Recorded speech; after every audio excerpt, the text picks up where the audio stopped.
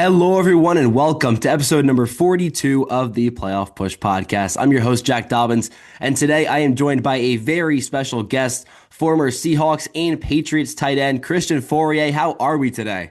I'm doing good, Jack. How are you? I'm doing great, doing great. Actually, just finished my final AP exam today, so I'm graduating Saturday. So that's a big thing right there. So, as I told you, I'm actually a Giants fan, but a lot of my friends are Patriots fans. So actually, they've helped me, conjure up some of the questions on this episode. So Okay. there's a little bit of information right there for you. But of course, let's start off with what everyone's thinking about. You got to play with Tom Brady for Stop. so many years, and you got to play with him at the start of his career. This was a young Tom Brady from '02 to '05.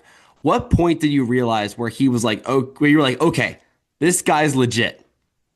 Well, it's funny. I would say, since I'm older than him, he had the opportunity to play with me, even though I joined that team. I will say this, and this is I think you can tell this about coaches, about players, about people in business, your professors, the guy that cuts your lawn. I think you can recognize right away if somebody is talented really in the first day. With Tom, it was right away. Like the tone of his voice, how he carried himself, the inflection of his voice, how important it was to him, even just in a random walkthrough, how he held other people accountable, how he was self-deprecating, how he listened to other people. Like you notice it right away. Like right away. I will say I played with a lot of great quarterbacks.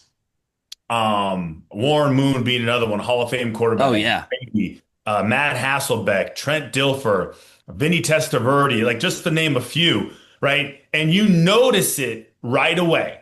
And it's reinforced when they get in the huddle and they start talking about the plays and they're interacting, even before the plays even called. We're just bullshitting back and forth. Real easy to kind of understand.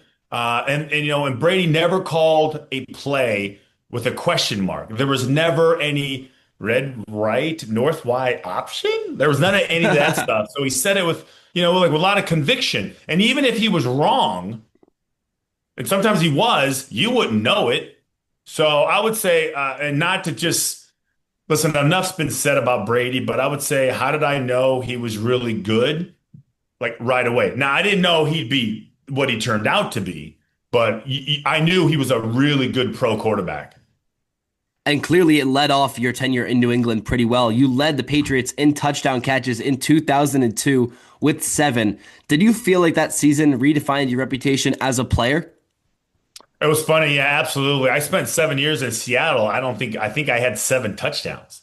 So the first year I rolled into New England, I get 7 plus 1 because I had a 2 point conversion to end the season against Oh, Miami, actually, so which would have gotten us into the playoffs, and got us. But anyways, that's a whole nother story. But yeah, absolutely. I was in Seattle 7 years. I had two different head coaches. Holmgren came in late, but I was hurt all the time, always hurt, could never be healthy, multiple surgeries, all it was a nightmare. So I never really felt 100% or even close to it, but I managed it. And I just never felt like I really did like what I could have done there. So that first year in New England, when I was on year 8, and I was like, man, I don't even know if I got anything left in the tank. But you know what? I would say, Charlie Weiss was a big part of that. He was the offensive coordinator. Jeff Davidson, my tight ends coach, was a big part of that. Bill was a big part of that, and Tom, and really, when I think about it, like Charlie Weiss really gave me an opportunity. He really trusted in me. He put me in positions to thrive. And I like a lot of people have different opinions of Charlie Weiss. Personally, for me, at my time in my life, I wanted brutal honesty, and he gave it to me. And I didn't care about his demeanor or his disposition or how angry he would get and condescending he was at times. I didn't care. It was the perfect marriage for me. yeah, sometimes brutal honesty is that best thing where it might not be what you want to hear, but it's what you need to get the most you can out of the situation right there. Is that kind of what he gave you? Listen, in the NFL, and in college, like it starts in college, when you get recruited and they're just telling you everything you want to hear. Listen, I can't. Like, I know things would change. My old coach, Jeff Davidson, he would always say something in our meeting room, and then he would say, "Now, we all know that everything is subject to change." Yeah, it's the NFL. Everything is subject to change. You could get hurt, you could drop a ball, you could, like, whatever. But I was like, man, I knew where I stood. And that's what I want for my coach. You got to be honest with us. We're grown adults. We're not little babies. Like, we're not kids. Like, we can handle it. And if you can't handle it, you're in the wrong business. So my thing with the NFL, and this is my thing with coaches, I can't do anything unless I know what you want. Once I know what you want, then, I can try and give you that because that's the business I'm in. Like, you're asking me to do X, Y, and Z. Okay, well, tell me how you want me to do it because I've had so many coaches and every single person teaches it differently. Like the best offensive line coaches, the best tight end coaches, they will teach one, call it a outside zone play with a shaded end or linebacker. They will all teach it differently. Like honest to God, they will teach you how to catch differently. So my thing is, man, like for me, like if I was on the left side of the line of scrimmage, I never put my left hand down. Like most tight ends that you're on the left side, you put your left hand down. You're on the right side, you put your right hand down. I wasn't doing that.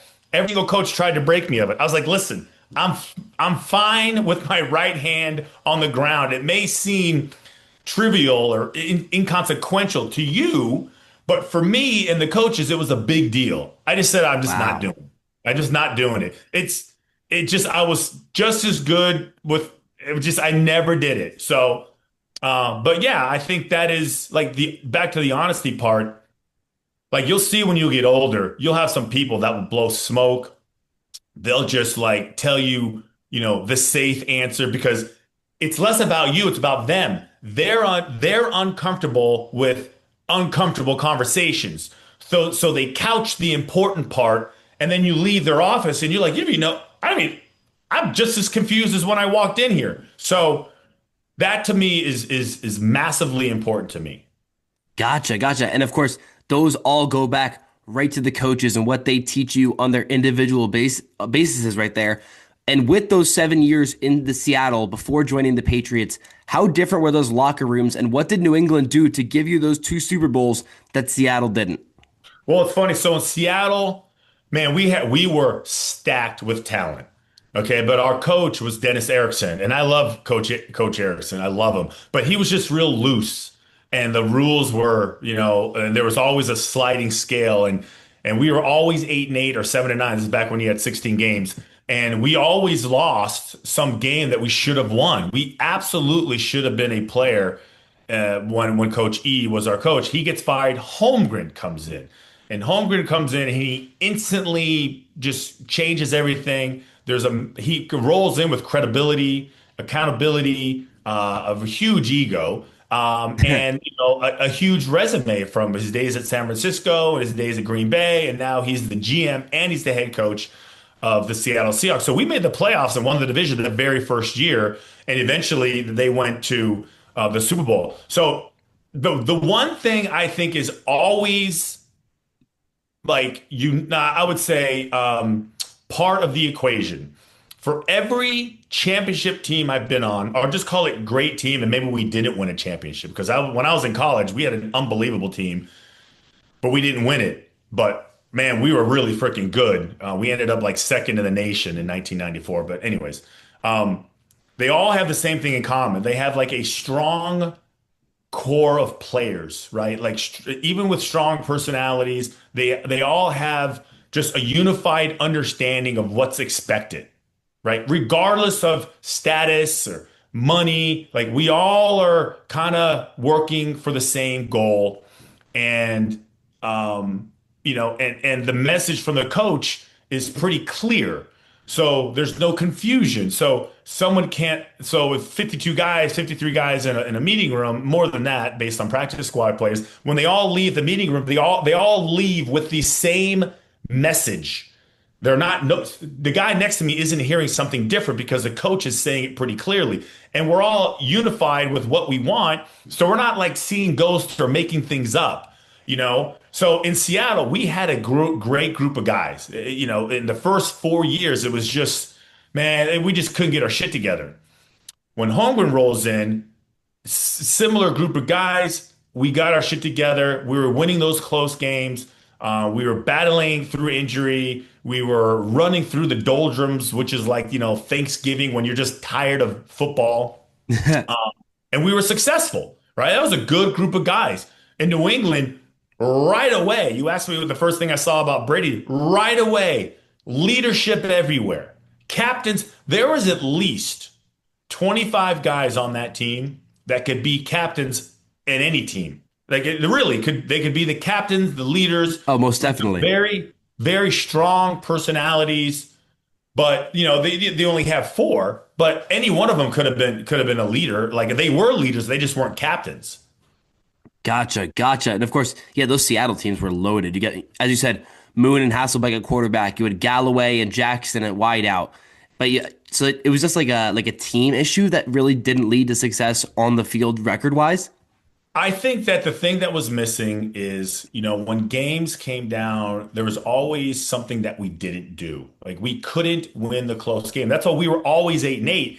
I think if there was one year we only won 7 games, but I bet if you went back and looked at those 7 years that I was there, minus the seventh year when we actually won the division, went to the playoffs, you would see that we probably had some situation where it's like, we lost 4 games, 4 or 5 games, like one possession games, right? It was a terrible situation with a fumble here, an interception there, a non-goal. It's just we couldn't make the play that would help us win. In year 7, I mean, in year what that was 5, we did make all those plays. It was a totally different experience. Yeah, I mean, actually, I did do the checks on those Seattle teams before this episode. You had one year where you went 6-10, one at 7-9, three at 8-8, one at 9-7. So think about that. So like the 8 and 8s, it's plus or minus. It's usually like 4 or 5 games, and you see it in the NFL right now. It's like the teams that can win close games, that are good in that play complementary football, teams that are good at situational awareness. They have a true understanding of like the coach can't be the only person who knows what's going on. Like the players have to understand the situation. They need to know the clock. They need to know what type of situation they're in because, hey, holy cow, now we're trying to stretch the clock. Now we're trying to, trying to save the clock. Now we have to, why is this situation so important? And then you got to know what they're going to do. And you can't freak out and wet your pants when that situation comes up. And there's just so many things that go into it. And I think ultimately, like you talk about, like what makes great teams, this difference between great teams and good teams. Obviously, if you assume that everybody's got the same personnel, the quarterback obviously makes a big deal. The head coach is a big deal, and just your roster and how they handle those situations. Yeah, because an example, Patrick Mahomes, outside of Kelsey, he's never really had that loaded of a wide receiver core, but he still makes it work. Yeah, what's funny, like the older you get, like so what they do is they get rid of Tyreek Hill. They draft in the first round. Who they get that kid out of? Forgot who the kid they got. They got Worthy last year. Worthy, yeah. So they got him. So they're trying to develop. He's a first round pick. So it's not like they're not adding Super to the fast. roster. Yeah, I mean, so like they're drafting him players. They do a good job developing backs. Kelsey is always going to be Kelsey, but they had Tyreek Hill. Like they had some They weapons. did. They did. Okay, so let's not. It's funny. Like it's like even the Patriots. They say, well, he never really had any great players. Well, yeah, he did. Like Brady had a lot of great players. Like Deion Branch was a MVP of a Super Bowl. Julian Edelman, Wes Oh, Welker, yeah. Moss. I'm like, give me a break. Like the list goes on and on and on. But they had some lean years also. But I would say the general rule for me when it comes to like what makes a quarterback great, what makes Patrick Mahomes great, like what allows Andy Reid to sit back and be like, we'll be fine, right? Great quarterbacks. They can take a good player, make him great, and a great player and make him a Hall of Famer. That's the way I see it. Like my first year in New England, a big part of it was like Brady was giving me chances. He was throwing me the ball and he wasn't putting it in some shitty area where I would look like a dope but for dropping it, but he made it. It was a tough catch, but he put it right where it needed to be. And I got the opportunity to make plays, and then you make one, then you get another one, then you get another one, and it's this great Domino effect. opportunity. Yeah, it's the best. Man, wow. I can't even imagine what it was like playing on those Patriots teams because you're a part of history, and you're making these plays, and then you get to look back at it and you're like, wow, I really did all that. I tell you what, I don't dismiss it at all. When I see like what is it? Cornell was up here the other day playing for the national championship. Forgot against Maryland. Yeah, yeah. Great game, by the way. I was watching the game and I was like, so Cornell rushes the field, they're throwing their gloves and their sticks all in the air. Guys are hugging, the coach is crying. And I just sat there and I looked at it. I'm like, there's nothing like it. There isn't anything like it. There's just it isn't, it can't be replicated. People say, oh, my kid was the best thing in the world like, when my kids were born. Like, yeah, totally different. Winning a national championship, winning a championship, just call it a championship, really at any level. Just from the players on the field, the coaches, the parents, there's just nothing like it, man. You can't replicate it. And they're so hard to get. They're so hard to get. So when you get them, you just remember them. You have friends for life. You have this unified like experience that will never separate you. It's always just a really good just time in your life that when you're 60 or 70, you can get the same group of guys and have the same conversations that you had 50 years ago. Yeah, of course. And with those championships, of course, coached by Coach Belichick. My next question is going to be what's like the craziest or funniest Belichick moment that you experienced as a Patriot?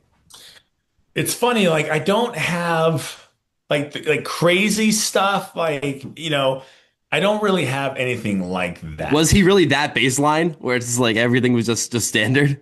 Yeah, it's not like, the one thing that I always remember, and again, it's nothing like, nutty. It just isn't. It was the one thing people, um, the video that or the time that people kind of like use is, and I don't remember which Super Bowl it was. We played the Eagles. What 34 or 35, 6, I don't even remember, man. We were playing the Eagles, and Bill finds out that the Philadelphia Eagles have already charted their championship parade route. Okay, so he finds this out, Whoa. and we have a meeting like the night before the game, and he's sitting there and he's talking about it, and he's kind of like, challenging us. He's like almost like, listen, they're so sure of that they're going to win. They're already planning the parade route. Then he sits there and he goes, if you're curious what the route is, I'll tell you. He's like, oh, we'll go down Independence Lane and turn right, and we'll end up at the town hall. So he's going through this, and we're all just like, who do they think they are? So like literally hook, line, and sinker. You should grab that video. You can find it easy. The funny thing is that, of course, they had already planned the parade route. Every single city does it. Like they all do it just in case. Hey, it's not like you can't win the Super Bowl on a Sunday and go, holy shit, let's start planning on Monday. You have to do some preliminary like work. So we're sitting there like I'm about to jump out of my seat and be like, go smash a wall. And here's this guy is just flat out using this knowledge that to his advantage. Because at the time we didn't know. We had no clue. Like we're like, these guys think they're gonna win. So I always think about that because it's just such a funny situation. And once you're in Super Bowl parades, you know that the city, like they gotta hire police officers, they gotta Yeah, barricade, yeah. they gotta do that. They can't do it the day before. Especially in Philly. Especially in Philly. Yeah. They gotta grease the poles. Oh my God. That's funny because like I never even thought that the coach would, bring up the parade. I think, it's all about the game. It's all about the game. But that's actually Well, he was trying to pretty. get us worked up. He was trying to get us worked up, and I tell you, it worked. It was like one of the better. Most of the time in the pros, their pregame speeches don't exist. They're just it's matter of fact, and there's even like the rah-rah stuff that you see on the field, everybody's going crazy. It's usually just like I don't know. I'm just not really into it. But every now and then though, the emotions are real. The hatred is real, and you just want to bust somebody in the mouth, regardless of where they're from or, how you're connected to them. Wow. I mean, of course, playing for the Patriots and, experiencing all this as a player and then heading over to New England radio. Did that give you like a unique position? And were there any challenges or benefits that came with it? Well, I tell you what, like, they asked me to be a co-host on one of these shows, and I was like, listen, man, like I've never watched a hockey game in my life. I don't know the rules at all. It's a big hockey town. I haven't watched or played baseball since I played for Northridge Little League in the San Fernando Valley. And I was a casual basketball fan, but I hated the Celtics. I grew up in LA. I like the Lakers. I hate Danny Ainge. Oh, I hate yeah. Bird. I hate all those guys. So here I am going like, hey, you got to talk about all of them. I was like, holy crap. But lucky for me that it was 80% football, like 80% football. So yeah, it did, especially like when I was done, it gave me a unique perspective because a lot of the guys that the coaches, the same coaches were there when I played. Bill was there, same ownership group, same trainers. I knew a lot of people in the organization. I knew how they thought. I knew the conference really well. So it was easy to kind of rip the Jets and talk about the Bills and everything like that. So yeah, so that was an easy transition talking about the Patriots. Absolutely, because I think I wasn't that far removed, and plus they were winning. Yeah, They were exactly. winning. You were a part of So the dynasty at the beginning and it was still going on after retirement. Why not yeah, keep going with it? yeah, no, it was a lot of fun, man. We had a lot of fun doing it. At one point in time, we became the number one show in the city, which was a big accomplishment because no one had done that in like forever. So yeah, it was definitely unique. And also, that was at the end of your career. I do have one more thing to go back to. At the tail end of your career, I don't know if you have the date off the top of your head, but November 18th, 2007, you were in Carolina and you caught a touchdown pass from Vinny Testaverde, another incredible quarterback you played with. And from Yeah. as far as I could figure out, it seems that that's one of the oldest combined ages for a touchdown reception Yeah. ever. Vinny was 44 and you were 36 for a Yeah. combined age of just around 80 for that catch. Do you remember that play and the Yeah. historical value of it? Yeah. Yeah. Thank you, Jack, for bringing that up. I had to. I was Listen, like, how can I say this? that's the best record. It's the best record in the NFL that nobody talks about until I love it. I love the fact that I own that record. I love it. There was a time when Ben Watson was playing for the New England Patriots and Tom Brady, like obviously was there too. And then he had really the first opportunity to, to break it.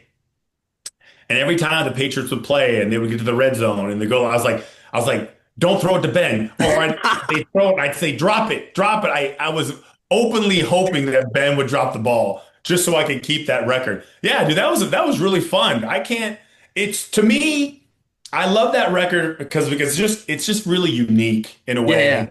And one, it's kind of a testament of longevity, which I'm kind of proud of. Like Vinny being as old as he was and me being as old as I was, it's really hard to do. It's so hard to play a long period of time and then actually play like when you get, year 13 and my God, I think he got hurt after that game and I think he was done. But I love that record. Love it. Yeah, of course. You don't play 13 seasons all that easily. And I was doing like the research. I found that and I was like, there's no way. I was like, Yeah. there's no way Tom Brady never That's the threw a best. pass to someone at like 43. Like, there's Yeah. That's the no one way. record Brady doesn't have. I was like, there's no shot. And I was like, okay, I guess I'll bring it up anyway. Yeah. The one. So every year up here in Boston, like after the end of the season, there's this Twitter handle, like it's Boston Sports Information or something like that.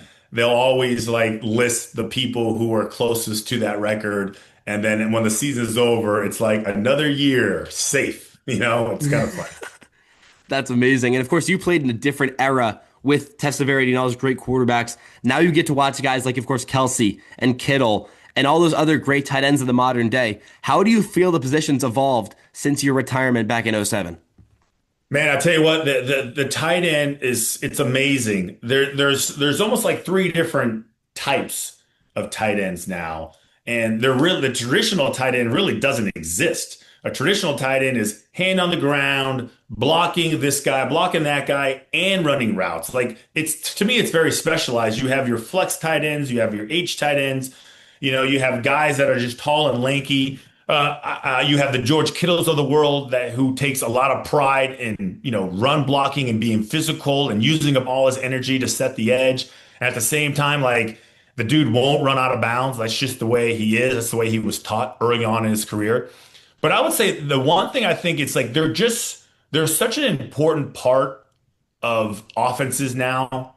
You can see that tight ends are getting drafted in the first round. He had a couple in the Yeah, first round this year. Like they're constantly pushing out like these tight ends, these like, these just almost hybrid super human guys, right? They're 6'5", they're 6'6", they're 260, they're probably 245 to, 265, but they can run and they're physical, right? And they're shifty. And I love the fact that, listen, the receivers are always going to be the receivers.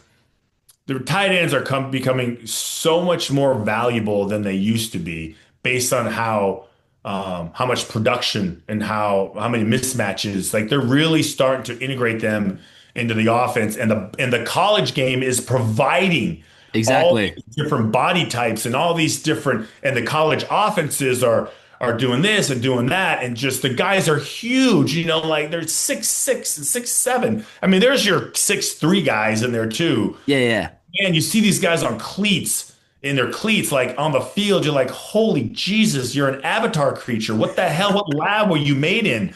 That's the type of thing that you're getting. So I love it, man. It's Love it. it's just so funny to me how you can list, Kyle Pitts and Chris Manhertz at the same position because they could not be further away from each other. Yeah, even Kyle Pitts, I'm like, I mean, he's technically a tight end, but he doesn't do tight end things. I mean, I don't know if I've seen him block a single time. and even Kelsey, it's funny. If you watch Kelsey, it is kind of funny. Like Kelsey's not really like moving anybody, but in the same breath, I'm like he doesn't really need to.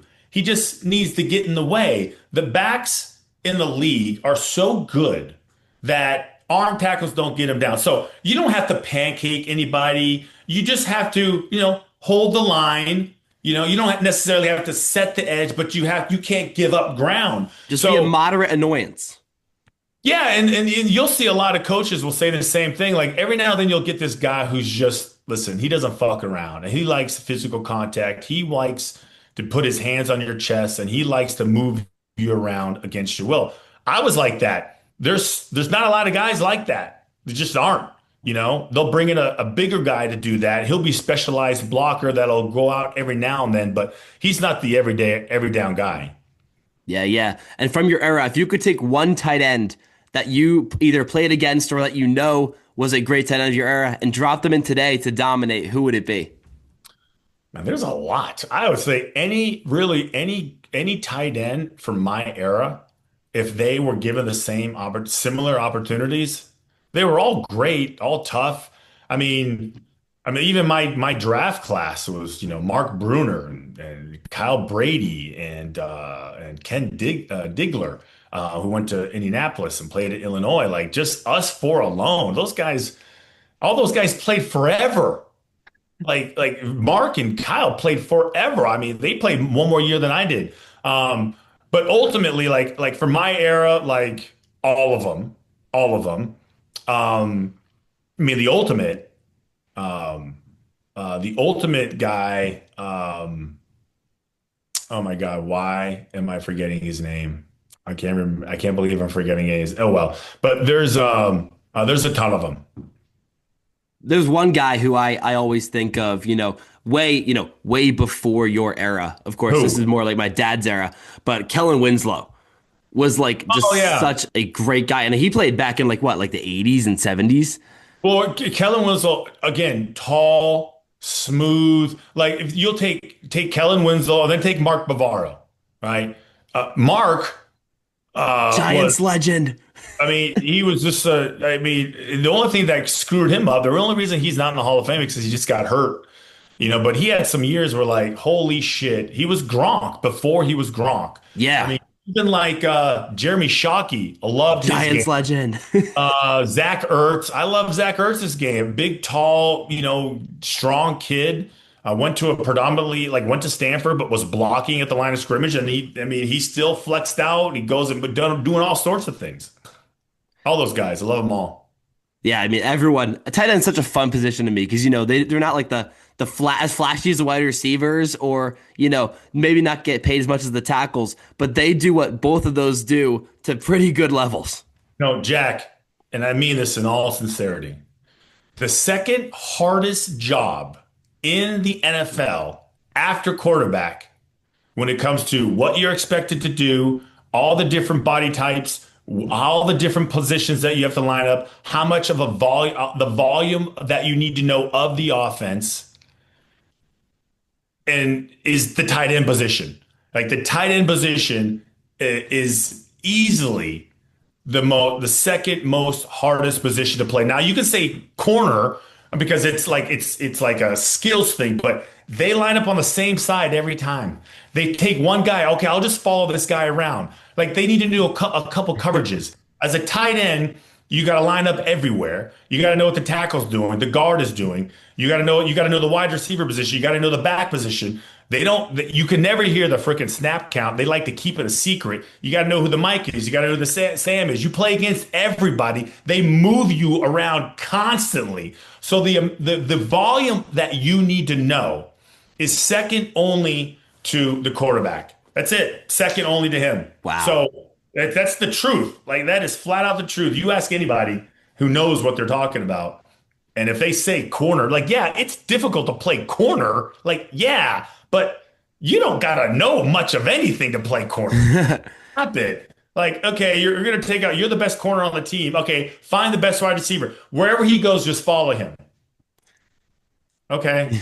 So, anyways, Yeah, and never mind the fact that tight ends are usually the ones, getting motioned on those plays and stuff to shift, block a different guy. motion, snap count, tight, off the ball, on the ball, in the backfield, flexed, in the slot, short slot, motion in, motion out. I mean, goal line, short yardage, Everything under the sun. tight fullback, wham block, ISO.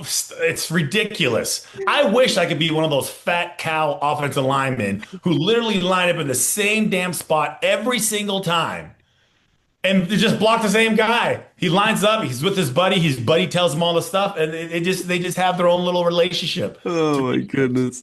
Too easy. Oh, that's amazing. What a way to end this show. Holy cow. That's going to do it here from episode number 42 of the Playoff Push podcast. Mr. Fauria, thank you so much for your time. I greatly appreciate it. Holy cow, man. What a show. Thank you guys for tuning in once again. I love doing this for you guys. And that's going to be it. Jack Dobbins signing off, episode 42 in the books.